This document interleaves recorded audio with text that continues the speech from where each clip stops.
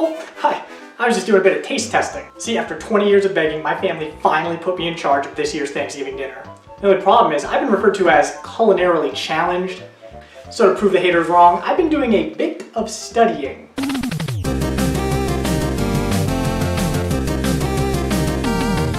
Food and video games. They go together like peanut butter and jelly.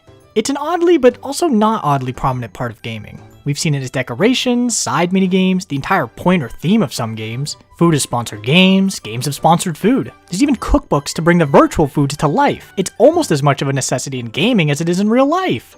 But I am completely new to cooking. So, let's see where gaming first began their food journey. It all started with one of the first and most impactful games of all time, Pong. A game dedicated to getting a gumball in the other player's mouth. Right?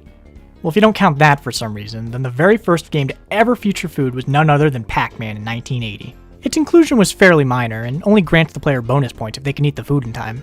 Pac-Man had an interesting diet, consisting of fruits, keys, and spaceships, which I will definitely have to keep in mind when creating my Thanksgiving spread. Another early game, Mousetrap, features even more food, as it replaces each of Pac-Man's unspecified pellets with a wedge of cheese, while mixing in other foods like apples and scissors. I'm not sure why these early arcade games include inedible items as consumables, but I'll make sure to add them to my shopping list just in case. It wouldn't be long until we got our first games dedicated to cooking. Well, as close as you could get to a cooking game in the early 1980s. Like the Game & Watch game Chef, which had players juggling mysterious meats to avoid dropping any on the ground. Despite its name, this is just a high score based game with no real cooking involved. How about Candyman?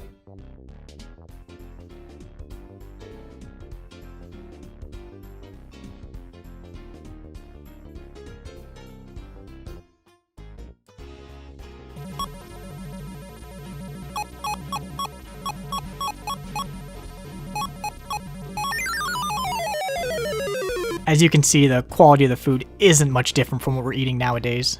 It wouldn't be until 1982 when Burger Time released before we could get our first game dedicated to creating delicious meals. With the most detailed food we have seen yet, this game has players traversing up and down ladders to knock the burger's ingredients into place, all while avoiding the killer high cholesterol foods like eggs and sausages. So far we've eaten food, juggled meats, and crafted burgers, but what if you wanted to be the food? Well, look no further than Nuts and Milk. Initially released for Japanese computers in 1983, this game really makes you feel like a milk trying to save his lover, yogurt, all while avoiding the nuts. That is, if you consider these dairy products and these nuts. Yeah, whatever.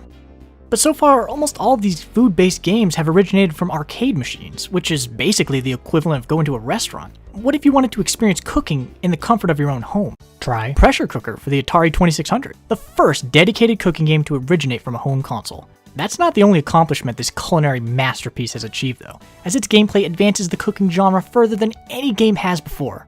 Cannons are shooting out random ingredients and you must collect the ones that fit the order while sending back any you don't need.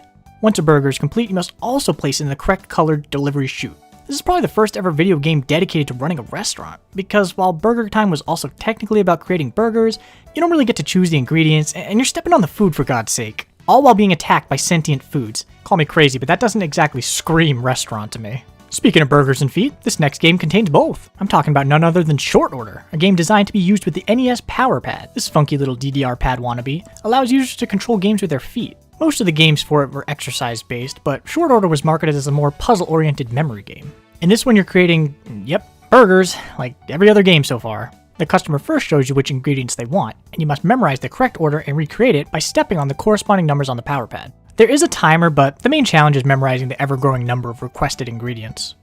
I'll be honest though, I'm getting a little bit sick of these 2D burgers. I need some diversity in my diet. Ore no Ryori is a Japanese exclusive PS1 game from 1999 that brought diversity and depth into the world of food-based video games. You'll be preparing dishes for hungry customers, nothing new there, but you won't be simply selecting which ingredients you need. No, you'll actually be following a semi-realistic process for multiple dishes in the game, such as pouring broth into a ramen bowl or skinning fish for sushi. The unique part about this game is that it utilizes both analog sticks for a majority of the dishes, with each step requiring different actions depending on what needs to be done. As you advance further in the game, more gameplay elements are introduced that require you to multitask in the same way a real restaurant would, like squishing cockroaches or cooking multiple of an item to save time. Nothing screams video game like washing dirty dishes. This game was extremely well received, though it sadly never left Japan. A demo containing one level was released through the PlayStation Underground magazine, but other than that and fan translations, we were left starving. Not the mama. Of course no buffet is complete without talking about Cooking Mama, the most iconic cooking game of all time. Surprisingly, we're not running a restaurant in this game, but are instead learning how to cook from the mama herself through her various touchscreen minigames. The mama insists that you start small by first learning to prepare individual ingredients before allowing you to combine those ingredients into full-blown dishes. The touchscreen allows for some incredibly diverse and creative minigames that anyone can enjoy and understand. The game did well for what it was and really showed that there was a market, not just for cooking simulation games, but simulation games of all types. Since then, the food genre split into several different flavors. Some went the game route, like Overcooked, some blur the line between game and real life, like Cooking Simulator, and some are just straight up not games, like Personal Trainer Cooking, which is literally just a cookbook for your DS. But not every game has to be dedicated to food. Variety's the spice of life after all. I didn't dedicate my life to food, and neither did these games. Many of the biggest games of all time almost always contain some type of food consumption mechanic. The realism and depth of these features varies greatly between each game, but they all generally serve the same purpose. Games like Breath of the Wild and Skyrim let you combine collect ingredients to create foods and potions that will give you different boosts, while in games like Minecraft or Rust, it's an essential part of your survival. Food's relationship with gaming doesn't end there though. Video games are an enormous market that food companies would be ridiculous not to take advantage of. It'd be ridiculous, right? Throughout the years, numerous food companies have dipped their nuggets in the gaming industry by sponsoring or even releasing games centered around their brand. The trend started all the way back in 1989 with the release of Avoid the Noid, a video game released to promote the most underrated fast food company, Domino's. This game tasks the player with delivering pizza to customers, all while avoiding Domino's former mascot, the Noid. As you progress through the levels, more Noids spawn and eventually gain weapons like rocket launchers. The plot may be scary, but the in-game sound effects are even scarier.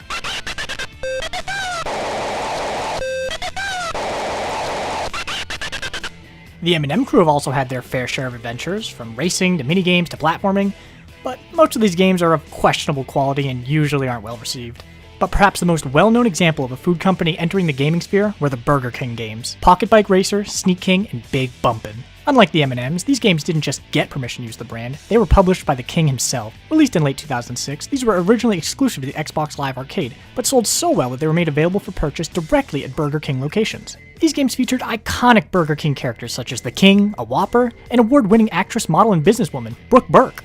I can tell this marketing works too, because I can vividly remember commercials from the mid-2000s advertising goldfishfun.com in their web browser games. And at the end of the day, that's all they were meant to be. Advertisements for their companies. Not genuinely good games. But if food can be video games, can the inverse be true too? Which leads us to the final leg in our journey, real-life foods inspired by video games.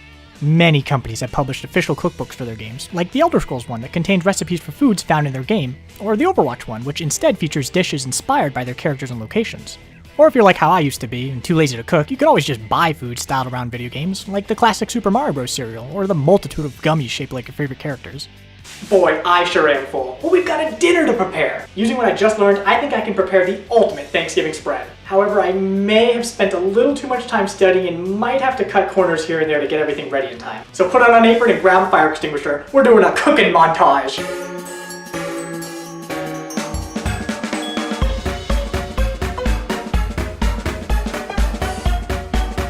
For the arcade-inspired 2D burgers, we're going to want to use as little meat as possible, so the patty doesn't get too thick, which is perfect because this is all I had left. To pound the buns, you can either use your hand or hammer, but I found that a car works the best. Finally, just apply your favorite toppings like anything fruit-flavored or keys. Our next appetizer comes from the region of Paldea, a personal favorite sandwich of mine when I need to collect eggs. First, we'll squirt out the whipped cream, then mustard, and finally the noodles, uncooked to save time. We just can't forget to drop the ingredients onto the sandwich as it's essential to adding flavor. We also need a pick, but I don't have any, so this Baby Mario DS stylus will have to do. For drinks, we'll be making the Diva-inspired Bunny Hop Punch from the Overwatch cookbook. First, we get to cut watermelons into cute shapes. I went with a self-portrait, a chair, and a heart. Then we just pour in some Sprite, mix it with watermelon flavoring, and we're good to go.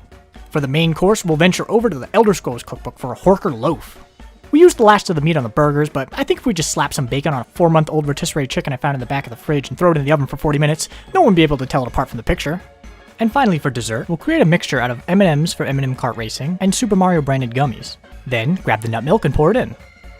Then we just stir vigorously and pop it in the freezer. Dinner time!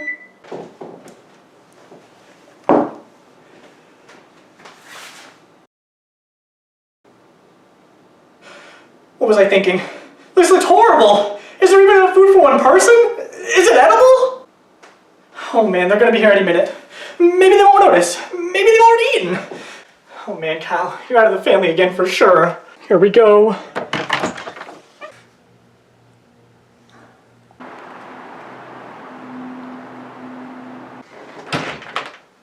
I don't understand. Dinner was at 6 p.m. And they never let me back in the family. Well, at least somebody enjoyed my meal.